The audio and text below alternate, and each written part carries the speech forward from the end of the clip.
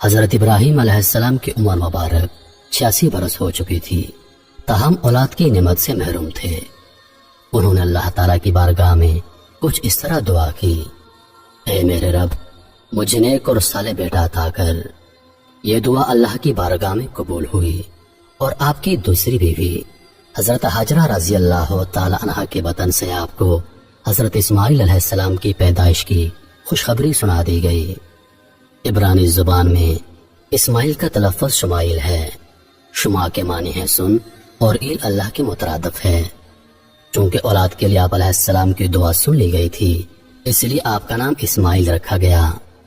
حضرت سارہ رضی اللہ تعالی عنہا حضرت ابراہیم علیہ السلام کی پہلی بیوی تھی، اس لیے حضرت حاجرہ رضی اللہ تعالی عنہا کے بطن سے حضرت اسماعیل علیہ السلام کی پیدائش کی خبر ان پر شاک گزری۔ اس لیے انہوں نے حضرت ابراہیم علیہ السلام سے اصرار کیا کہ حضرت حاجرہ رضی اللہ تعالی عنہا اور ان کے بیٹے کو یہاں سے دور کر دو، یہ لوگ میری نگاہ کے سامنے نہ رہیں۔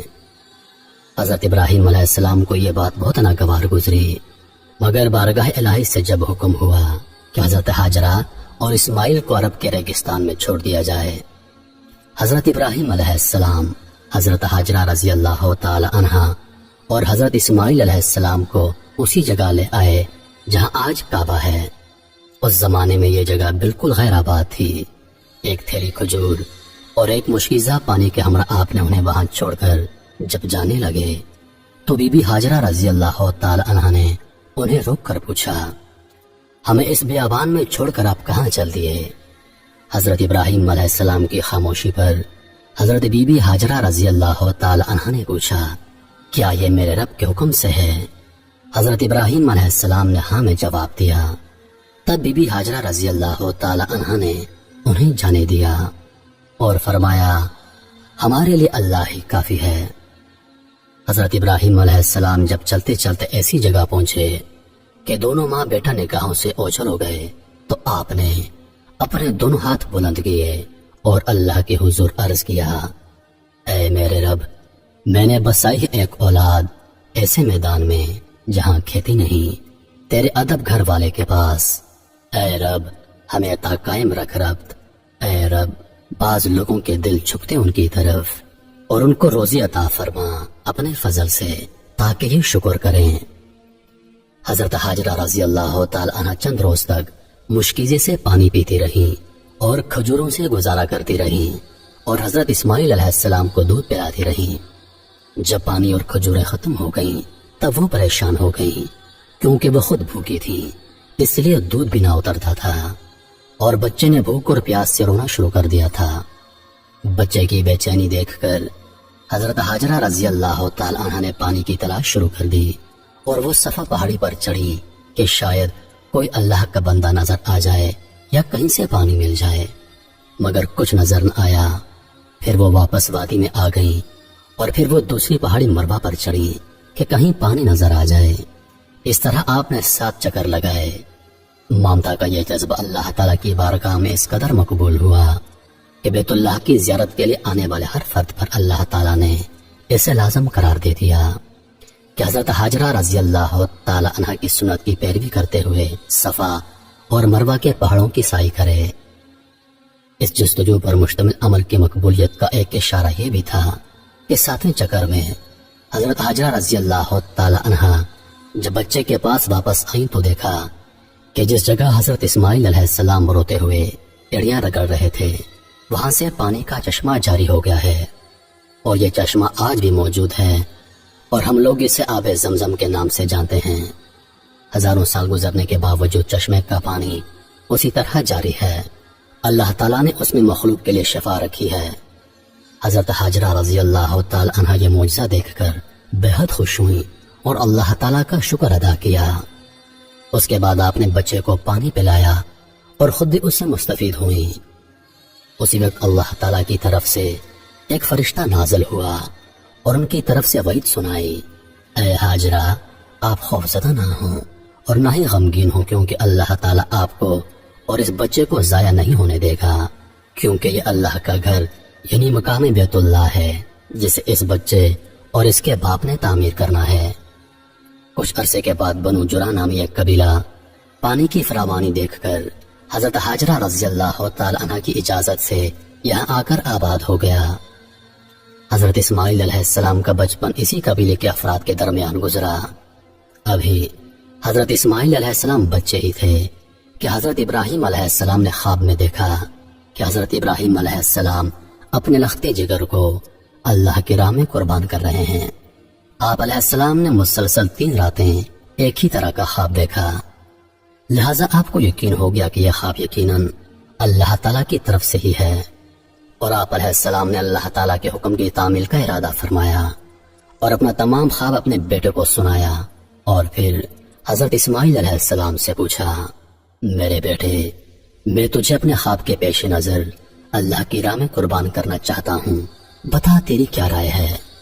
اس پر حضرت اسماعیل علیہ السلام نے انتہائی تحمل کے ساتھ فرمایا، بابا جان، آپ اللہ کے نبی اور ان کے برگزیدہ بندوں میں سے ہیں، آپ بے فکر ہو کر اللہ کے حکم کی تعمیل کریں، انشاءاللہ آپ مجھے انتہائی صبر والا پائیں گے۔ چنانچہ یہ دونوں اللہ کے بندے حکم خداوندی کے لیے گھر سے نکل کھڑے ہوئے۔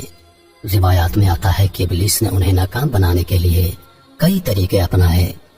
سب سے پہلے وہ بی بی ہاجرہ رضی اللہ تعالی عنہ کے پاس پہنچا اور انہیں بتایا کہ حضرت ابراہیم علیہ السلام اپنے بیٹے کو اللہ کی راہ میں قربان کرنے چل پڑے ہیں۔ اس پر بی بی ہاجرہ رضی اللہ تعالی عنہ نے فرمایا، اسماعیل ہماری اکلوتی اولاد ہے، ابراہیم ایسا نہیں کر سکتے۔ پھر ابلیس نے کہا وہ اللہ کے حکم کے مطابق کر رہے ہیں۔ اس پر بی بی ہاجرہ نے فرمایا، اگر یہ میرے خالق کی رضا ہے تو میں اس پر راضی ہوں۔ جب یہاں ابلیس کے سارے وار ناکام ہو گئے تو اس نے حضرت ابراہیم علیہ السلام کو اکسانے کا ارادہ کیا اور ان کے دل میں باپ کی شفقت کو ابھارنے لگا اور کہا، اے ابراہیم، اسماعیل آپ کی اکلوتی اولاد ہے، آپ عمر رسیدہ ہیں اور انہی سے آپ کی نسل ہے، یہ آپ کیا کرنے جا رہے ہیں؟ اس پر حضرت ابراہیم علیہ السلام نے جواب دیا، مجھے میرا بیٹا اللہ نے دیا ہے اور یہ میرے پاس اللہ کی امانت ہے، میں اللہ کے حکم پر راضی ہوں، وہ جیسے چاہے حکم دے، ہم اس کے تابع اور فرما بردار ہیں۔ آپ علیہ السلام کے جواب سے ابلیس کو سخت مایوسی ہوئی، لیکن اس نے آپ کو بہکانے کی اپنی ناکام کوشش جاری رکھی، حتیٰ کہ اس نے حضرت اسماعیل علیہ السلام کو بھی بہکایا، لیکن وہ بھی اپنے مقصد پر ڈٹے رہے۔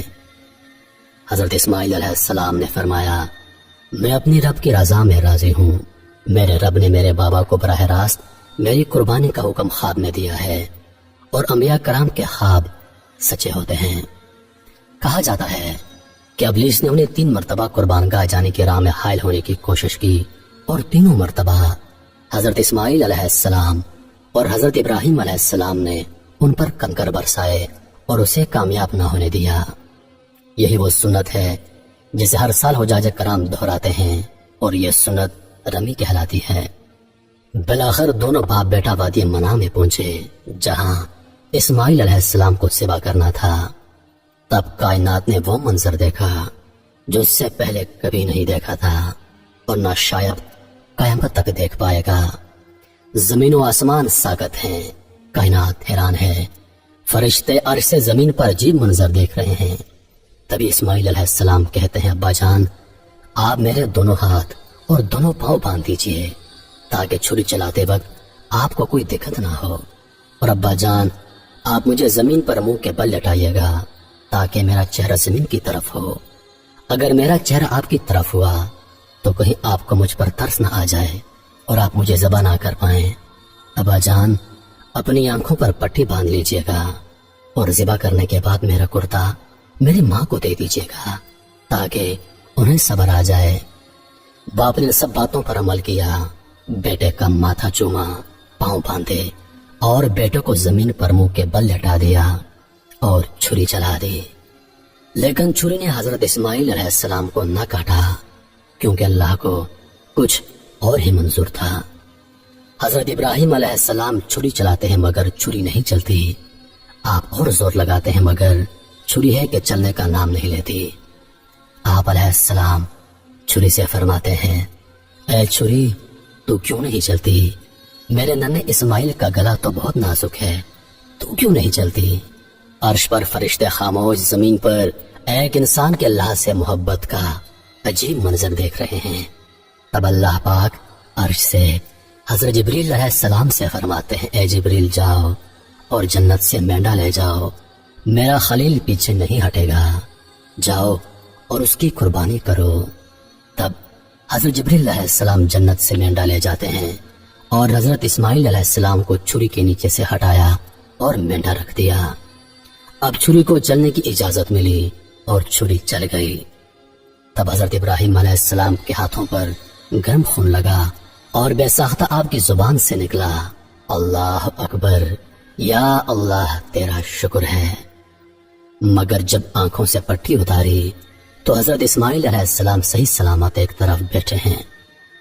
حضرت ابراہیم علیہ السلام کی تابعداری اور حضرت اسماعیل علیہ السلام کی فرمانبرداری بارگاہ الہی میں قبول ہوئی اور اللہ نے حضرت اسماعیل علیہ السلام کو ذبح ہونے سے بچا لیا، اور ان کی جگہ جس جانور کی قربانی دی گئی اس سے متعلق روایات میں آتا ہے کہ وہ جنت سے لایا گیا ایک مینڈا تھا۔ یہی وہ قربانی ہے جس کو تا قیامت امت مسلمہ کے لیے عملی نمونہ بنا دیا گیا ہے۔ اس واقعے کا ذکر اللہ پاک نے قرآن مجید میں اس طرح بیان فرمایا ہے، اور ہم نے اس کو پکارا یوں، اے ابراہیم تو نے سچ کر دکھایا خواب، ہم یوں دیتے ہیں بدلہ نیکی کرنے والوں کو، بے شک یہی سرئی جانچنا، اور اس کا بدلہ دیا ہم نے ایک جانور ذبح کو۔ تو یہ تھا وہ عظیم قربانی کا واقعہ جس کو تمام مسلمان عید الاضحیٰ کو مناتے ہیں۔